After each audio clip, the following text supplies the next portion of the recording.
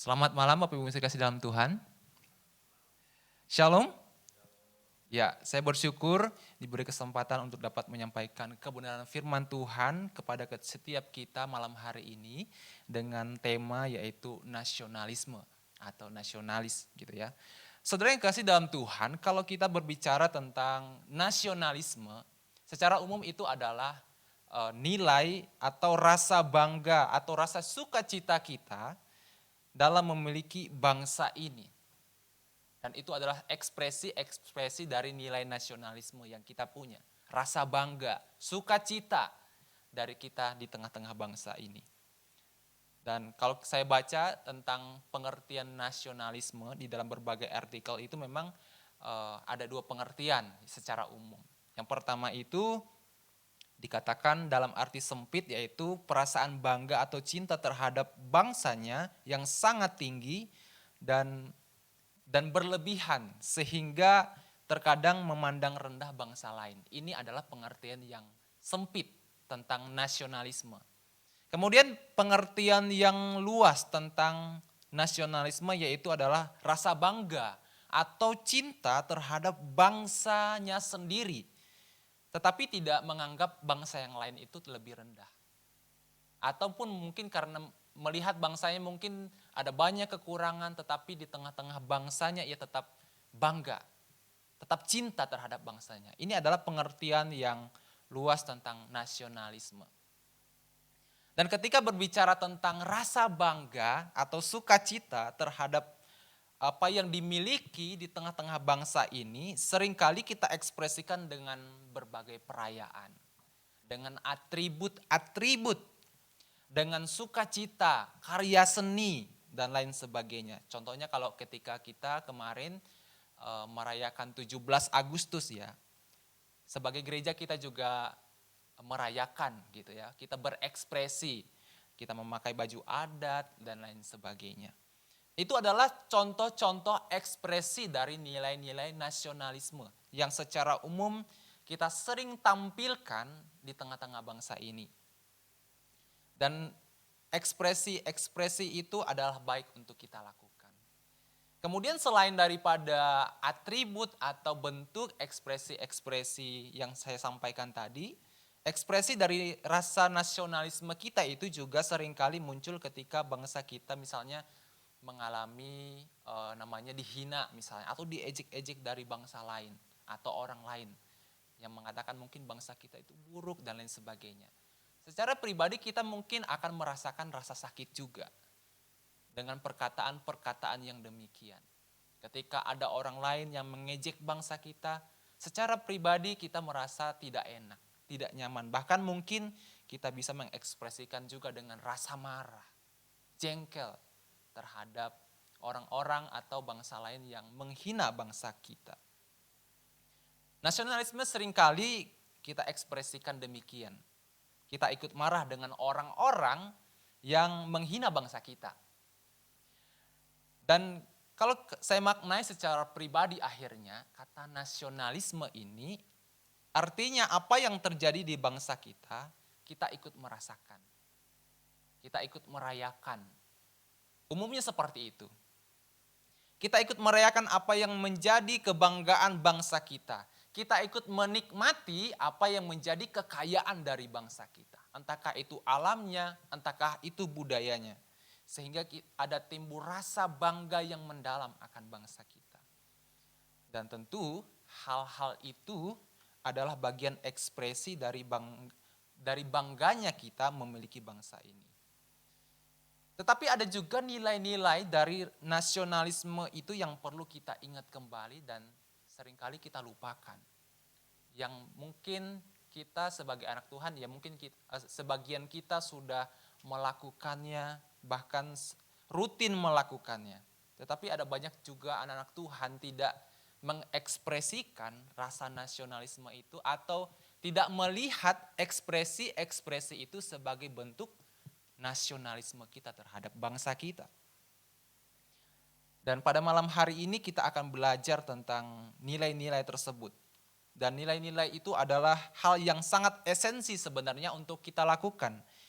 Tidak hanya sebagai individu di tengah-tengah bangsa ini, tetapi juga sebagai anak-anak Tuhan di tengah-tengah bangsa ini. Dan dalam perenungan hari ini kita akan belajar dari ekspresi nasionalisme seorang anak Tuhan yang baik, yaitu Nehemia. Saya mengajak kita untuk membuka kebenaran firman Tuhan di dalam Nehemia pasal yang pertama sampai pasal yang kedua ayat yang ke-8. Saya akan membacakan untuk kita semua. Bapak Ibu dapat merenungkan, membaca di dalam Alkitab masing-masing.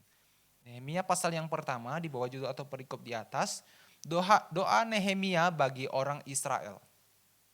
Riwayat Nehemia bin Hakhalya, pada bulan Kislei, tahun ke-20 ketika aku ada di Puri Susan, datanglah Hanani, salah seorang dari saudara-saudaraku dengan beberapa orang dari Yahudi. Aku menanyakan mereka tentang orang-orang Yahudi yang terluput, yang terhindar dari penawanan dan tentang Yerusalem. Kata mereka kepadaku, orang-orang yang masih tinggal di sana, yaitu di Yerusalem, yang terhindar dari penawanan, ada dalam kesukaran besar dan dalam keadaan tercela. Tembok Yerusalem telah terbongkar dan pintu-pintu gerbangnya telah terbakar. Ketika aku dengar berita ini, duduklah aku menangis dan berkabung selama beberapa hari. Aku berpuasa dan berdoa ke hadirat Allah semesta langit. Kataku, ya Tuhan, Allah semesta langit, Allah yang maha besar dan dahsyat, yang berpegang pada perjanjian dan kasih setianya terhadap orang yang kasih kepadanya dan tetap mengikuti perintah-perintahnya. Berilah telingamu dan bukalah matamu dan dengarlah doa hambamu yang sekarang kupanjatkan ke hadiratmu siang dan malam bagi orang Israel. Hamba-hambamu itu dengan mengaku segala dosa yang kami orang Israel telah lakukan terhadapmu. Juga aku dan kaum keluargaku telah berbuat dosa. Kami telah sangat bersalah terhadapmu dan tidak mengikuti perintah-perintah dan ketetapanmu dan peraturan-peraturan yang telah kau perintahkan kepada Musa hambamu itu. Ingatlah akan firman yang kau pesan kepada Musa hambamu itu, yakni bila kamu berubah setia, kamu akan kucerai beraikan di antara bangsa-bangsa. Tetapi bila kamu berbalik kepadaku dan tetap mengikuti perintah-perintahku serta melakukannya, maka sekalipun orang-orang buanganmu ada di ujung langit, akan kukumpulkan mereka kembali dan kubawa ke tempat yang telah kupilih untuk membuat namaku diam di sana. Bukankah mereka ini hamba-hambamu dan umatmu yang telah kau bebaskan dengan kekuatanmu yang besar, dengan tanganmu yang kuat? Ya Tuhan, berilah telinga kepada dombamu ini dan kepada doa hamba-hambamu yang rela takut akan namamu. Dan biarlah hambamu berhasil hari ini dan mendapat belas kasihan dari orang ini. Ketika itu aku juru minum raja. Pasal yang kedua, Nehemia diutus ke Yerusalem. Pada bulan Nisan tahun ke-20 perintah Raja Artasastra ketika menjadi tugasku untuk menyediakan anggur, aku mengangkat anggur dan menyampaikannya kepada raja. Karena aku kelihatan sedih yang memang belum pernah terjadi di hadapan raja. Berkatalah ia kepadaku, mengapa mukamu muram walaupun engkau tidak sakit? Engkau tentu sedih hati. Lalu aku menjadi sangat takut. Jawabku kepada raja, hiduplah raja untuk selamanya. Bagaimana mukaku tidak akan muram kalau kota tempat perkuburan nenek moyangku telah menjadi reruntuhan dan pintu-pintu gerbangnya habis dimakan api.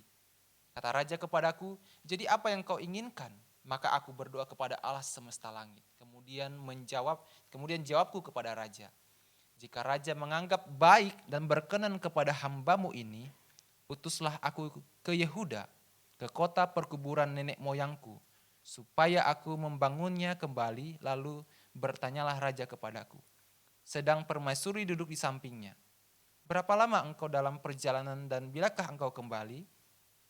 Dan raja berkenan mengutus aku sesudah aku menyebut sesuatu jangka waktu kepadanya. Berkatalah aku kepada raja, Jika raja menganggap baik, berikanlah aku surat-surat bagi bupati-bupati di daerah seberang Efrat, supaya mereka memperbolehkan aku lalu sampai aku tiba di Yehuda. Pula sepucuk surat bagi Asaf, penguasa taman raja, supaya dia memberikan aku kayu untuk memasang balok-balok pintu gerbang di bentang bait suci, untuk tembok kota dan untuk rumah yang akan kudiami. Dan raja mengabulkan permintaanku itu, karena tangan Allahku yang murah melindungi aku. Demikianlah firman Tuhan yang kita bacakan pada hari ini. Bapak Ibu terkasih dalam Tuhan, tema pembahasan kita sebenarnya hari ini adalah sampai kepada dua yang akhir sebenarnya. Jadi oleh karena itu saya berharap Bapak Ibu juga dapat membaca secara pribadi sampai selesai nanti di dalam perenungan secara pribadi.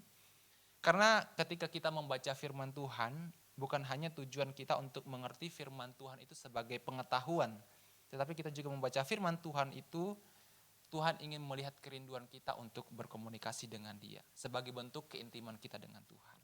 Nah, kembali kepada perenungan kita pada hari ini. Kalau kita melihat Nehemia ini sebenarnya adalah seorang yang biasa. Seorang juru minum raja dari Yehuda yang melayani atau bekerja di Persia di bawah Raja Artasastra. Dan pada masa itu sebenarnya bangsa Israel sedang diangkut ke pembuangan di Babel. Dan sebagian mereka dibawa, tetapi sebagian mereka juga tidak dibawa. Ada beberapa orang atau kelompok yang tidak dibawa di dalam tanah pembuangan. Dan mereka berserakan di tanah Israel. Dikatakan di ayat ketiga, di sana dikisahkan mereka mengalami kondisi yang memprihatinkan. Kondisi mereka sangat disedihkan sekali. Dan ketika mendengar kondisi ini, rasa nasionalisme dari Nehemia terhadap bangsanya itu bangkit. Dan apa saja yang dapat kita lihat dan pelajari dari ekspresi atau bentuk nasionalisme yang dimiliki oleh Nehemia? Setidaknya ada dua bagian. Yang pertama itu adalah rasa simpati, ikut bergumul dan merasakan duka yang dialami oleh saudara sebangsanya. Perasaan yang dalam dan ikut merasakan dan seakan mengalami apa yang digumulkan oleh saudara-saudaranya di Yerusalem. Pada waktu itu mengalami pergumulan yang sangat berat. Karena kehidupan mereka sudah hancur, tembok-tembok Yerusalem sudah hancur. Dan ketika tembok Yerusalem itu sudah hancur, itu sangat mudah diserang oleh musuh-musuh di sekitarnya. Banyak orang akan datang untuk merampas hal-hal yang ada di dalamnya. Dalam bagian ini digambarkan bahwa Nehemia memiliki jiwa nasionalisme yang tinggi terhadap bangsanya. Ia rela berjuang dan bergumul dengan bangsanya yang sedang mengalami duka. Di tengah hidup yang sibuk bekerja, di tengah hidupnya yang sebenarnya sudah oke, di tengah-tengah kerajaan Persia. Bahkan kalau kita lihat sebenarnya Nehemia ini punya masa depan yang cukup baik dan mapan. Tetapi demi bangsanya yang sedang mengalami kedukaan tersebut, ia berserah kepada Tuhan untuk dapat bergumul, untuk dapat memikirkan apa yang dialami oleh bangsanya. Ia berdoa kepada Tuhan. Dan ia berserah kepada Tuhan agar dimampukan untuk menerima setiap situasi yang terjadi ketika ia memohon kepada raja. Dan pada waktu itu mungkin tidak sengaja ya ketika ia membawa minuman kepada raja dan raja melihat mukanya sangat sedih. Seperti itu. Nehemia sangat sedih karena bangsanya. Dan rasa nasionalismenya yang kuat tidak dapat menutupi hati dan ekspresinya yang sedih ketika bangsanya mengalami kesulitan, sehingga raja itu melihat dan bertanya, kenapa kamu sedih? Pada waktu itu kalau orang ketika melayani raja dengan ekspresi yang sedih, artinya ia tidak siap. Dan ketika orang dianggap tidak siap itu bisa dapat mendapatkan hukuman yang berat, bahkan hukuman mati ketika di hadapan raja. Dan kalau kita melihat diri kita, kalau kita membandingkan diri kita dengan poin yang pertama ini, bagaimana sikap rasa nasionalisme dari seorang Nehemia. Apakah poin yang pertama ini ada juga di dalam diri kita sebagai rakyat Indonesia, sebagai anak Tuhan? Apakah kita dapat melihat atau dapat mencontoh apa yang dilakukan oleh Nehemia ini di tengah-tengah konteks bangsa kita? Pernahkah kita bergumul dengan apa yang dialami oleh bangsa kita? Pernahkah kita bergumul dengan saudara kita yang sedang mengalami kesulitan? Atau kita hanya memikirkan apa yang selalu kita alami? Kalau kita mengalami suka, kita bersuka sendiri, kita tidak peduli dengan orang-orang lain.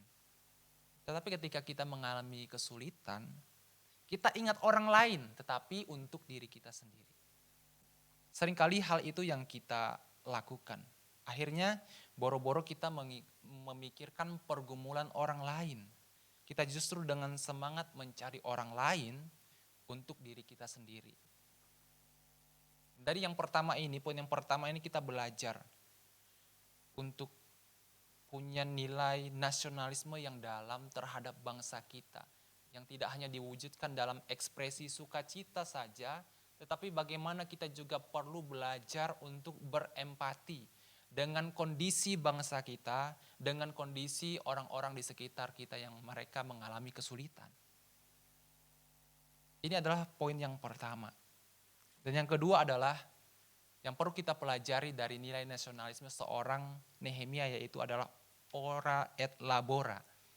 Dalam artian di sini tidak hanya bergumul bersama di dalam doa, tetapi juga berusaha dengan sebuah tindakan yang nyata. Bahkan sebenarnya kalaupun sudah berdoa untuk bangsa negara itu adalah hal yang sudah baik sekali. Tapi ada perlu juga kita berusaha untuk melakukan sebuah tindakan nyata. Agar kehidupan kita juga punya efek bagi bangsa, bagi orang lain di sekitar ini. Ini adalah nilai nasionalisme yang esensi yang perlu kita lakukan sebagai individu di tengah bangsa ini. Kalau Nehemia itu ora et labora ya, kayak gitu ya. Tapi kalau kita mungkin, kalau kata orang Jawa, yaitu udah ora berdoa, tapi juga ora bekerja gitu. Artinya boro-boro kita mendoakan orang lain. Boro-boro kita melakukan hal yang nyata bagi orang lain. Sementara kita secara pribadi tidak ada waktu untuk berdoa. Berdoa untuk diri sendiri pun mungkin kita juga sulit menemukan waktu. Berdoa secara pribadi di hadapan Tuhan pun kita sulit punya waktu. Bagaimana kita berpikir untuk mendoakan orang lain? Kalau kita sendiri tidak ada punya waktu untuk berdoa secara pribadi dengan Tuhan. Dan jauh lebih maju di sini dikatakan bahwa Nehemia bergumul, berdoa, menangis, berkabung, berdoa, berpuasa siang dan malam hanya untuk memikirkan orang lain. Berdoa kepada Tuhan, bergumul kepada Tuhan. Nehemia walaupun hidupnya baik-baik saja, ketika mendengar bangsanya mengalami kesulitan yang besar, ketika mendengar saudaranya mengalami penderitaan, ia tidak tinggal diam. Ia menangis dan berkabung, ia berdoa bagi saudara-saudaranya, dan ia mengupayakan sesuatu untuk menolong bangsanya. Dan ketika ia mendoakan bangsanya dan saudara-saudaranya mengalami kesulitan, itu tidak satu kali. Tetapi berulang kali siang dan malam bahkan selama 4 bulan berturut-turut. Sampai Tuhan menjawab doanya. Raja mengizinkan dia untuk pulang ke Yerusalem untuk membangun tembok yang runtuh. Dan tidak hanya memberi izin, pertolongan Tuhan membuat raja memberikan bahan-bahan untuk kegiatan pembangunan tembok Yerusalem. Luar biasa, ini adalah pertolongan Tuhan yang dialami Nehemia ketika ia bergumul bagi bangsanya, ketika ia bergumul bagi saudara-saudaranya. Nehemia dengan serius mendoakan pergumulan bangsanya setiap hari dan berupaya memberikan kontribusi di tengah situasi yang mungkin mengancam jabatannya, karirnya, bahkan hidupnya sebenarnya. Tetapi kalau kita melihat di sini, ia percaya bahwa Tuhan berada di pihaknya.